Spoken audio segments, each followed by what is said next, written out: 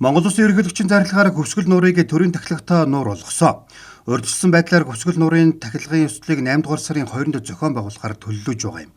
Тахилгын бэлтгэл ажлын хүрээнд Улсын хурлын гишүүд ерөнхийлөгчийн томын газрын дэд дарга золбоогоор ахлуулсан ажлын баг Хөвсгөл аймагт ажиллажээ. Ажлын баг тахилгын ёслолыг зохион байгуулах байршлыг тодорхойлох зорилгоор хөвсгөл нуурын ойролцоох хэд хэдэн газарт ажиллаж нөхцөл байдалтай танилцжээ.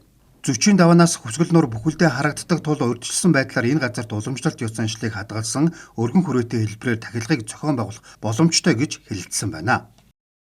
Энэ жил Монгол Улсын хэмжээнд 6 төрлийн тахилга болно. За энэний нэг нь бол хөвсгөл далайн тахилга явагдана.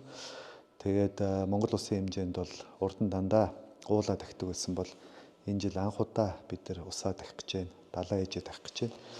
Тэгээ энэний бэлтгэл ажлын хүрээнд өнөөдөр өчтөр Монгол Улсын ерөнхийлөгчийн хамгийн газрын хамт олон төрийн тусгай ёслолын хамт олон бол томилтоор ирж за яг газар дээр нь ажиллаа. Тэгээ урьдчилсан байдлаар бол бид өхөн тахилга болох байршлаа ерөнхийдөө тогтлоо. Энэ бол одоо бид бүгдийн ярьж заншснаар зөчийн даваа.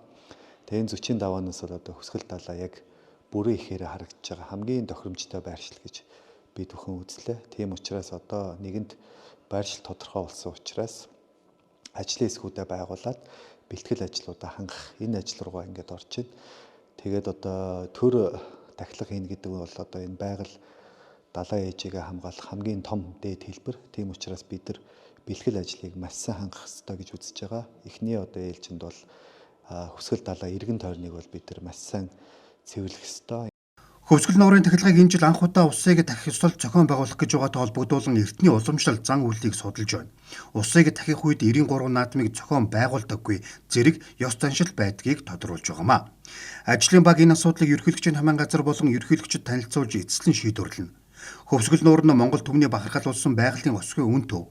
Олон мянган жилийн түүх домог шүтлэг байгалийн унган төрхийг хадгалсан ариун газраа. Төрийн тахилгатай болгосноор нуурын айс авдах байгалийн зохицол борд газрыг унган төрхөөр нь хадгалах ойр орчмын нутагт амьдарч байгаа иргэдийн түүх аж төрөх уламжлал нуураа хамгаалж ирсэн соёл зан заншлыг зурчлан таниулах түгээн дэлгэрүүлэхэд чухал ач холбогдолтой юм а.